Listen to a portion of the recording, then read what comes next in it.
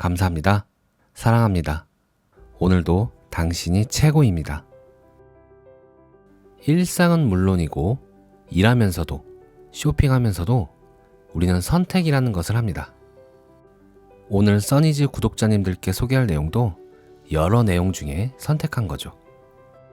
오늘 내용은 그 선택을 마음이나 지식의 분별을 통해서가 아니라 내 영혼이 선택하는 방법입니다. 영혼이 선택한다는 의미는 내 것과 다른 사람의 것을 구분할 수 있다는 의미이고, 그렇게 했을 때 나에게 딱 맞는 것을 찾을 수 있다고 합니다. 저는 이 방법을 어렴풋이 알고 있었는데 오늘 이 내용으로 확실하게 알게 됐습니다. 목표를 정하는 방법을 설명해 줄 가장 단순하고도 인상적인 비유는 옷 고르기입니다.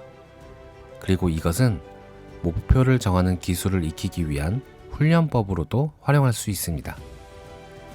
당신도 아마 잘 어울릴 것 같은 옷을 사왔는데 그것이 갑자기 싫어졌다든가, 아니면 더 이상 어울리지 않다든가, 또 아니면 그 옷에 어떤 문제가 생겼던 일을 몇 가지쯤 기억해낼 수 있을 겁니다.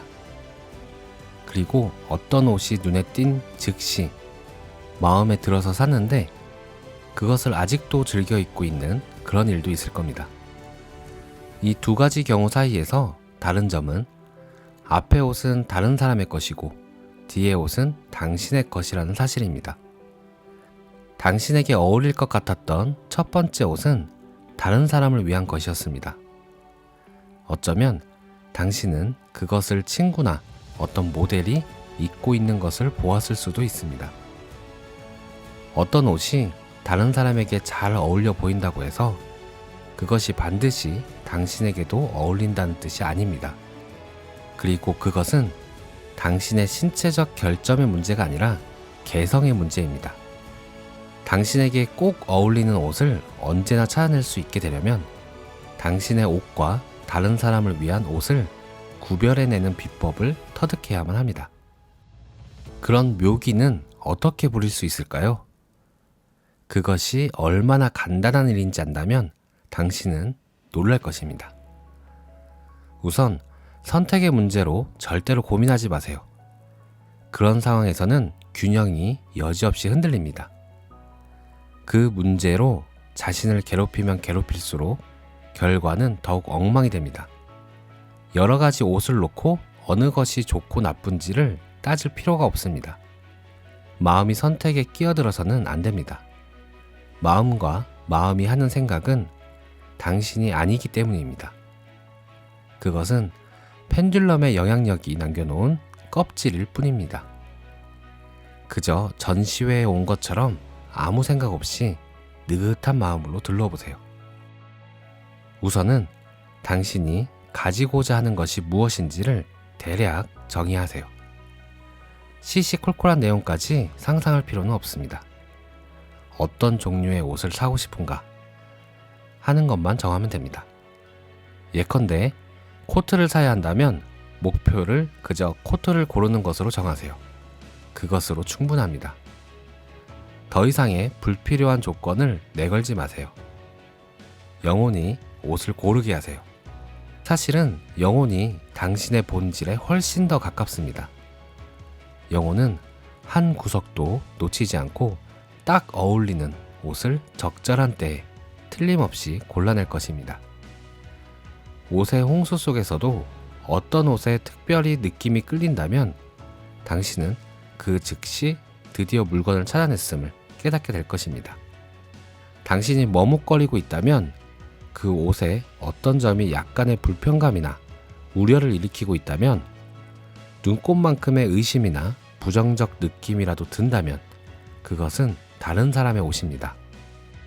마음은 그 옷의 좋은 점을 다 들먹이면서 멋진 말로써 당신을 설득하려고 애쓸지 모릅니다. 당신이 그 옷의 스타일이나 크기나 딱 맞는다고 자신을 설득시키려고 애쓰고 있는 것을 알아차린다면 그 옷은 미련 없이 던져버려도 됩니다. 그것은 당신의 옷이 아닙니다. 선택의 확실한 기준은 단순한 진리 속에 있습니다. 자신을 설득해야 한다면 그것은 다른 사람의 것입니다. 그 옷이 당신의 것이라면 자신을 설득할 필요가 없습니다. 옷을 고를 때 다른 사람들의 의견에 귀 기울이지 마세요. 당신 외에는 그 누구도 당신의 것인 그 물건을 찾아낼 수가 없습니다. 당신의 영혼이 그 옷을 정말 좋아한다면 다른 사람들도 당신이 그 옷을 입은 것을 보고 좋아할 것을 확신해도 좋습니다.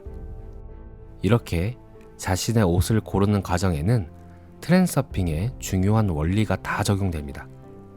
당신은 마치 전시회에 온 것처럼 쇼핑합니다. 무엇을 막무가내로 찾아내는 것을 목표로 삼지 않고 그저 관조하면서 말입니다. 그럼으로써 당신은 목표에 도달하고자 하는 욕망을 뿌리칩니다. 당신은 자신의 옷이 어딘가에서 기다리고 있다는 사실을 차분히 의식하고 있고 그것을 다른 사람의 것들 사이에서 어떻게 찾아낼지를 확실히 알고 있습니다. 그러므로 중요성은 최소화됩니다. 자신을 스스로 허락하기만 한다면 사실상 삶은 하나의 가벼운 소풍입니다. 오늘 내용 여기까지고요. 핵심은 선택에 있어서 조금이라도 찝찝함이 남아있는가 입니다.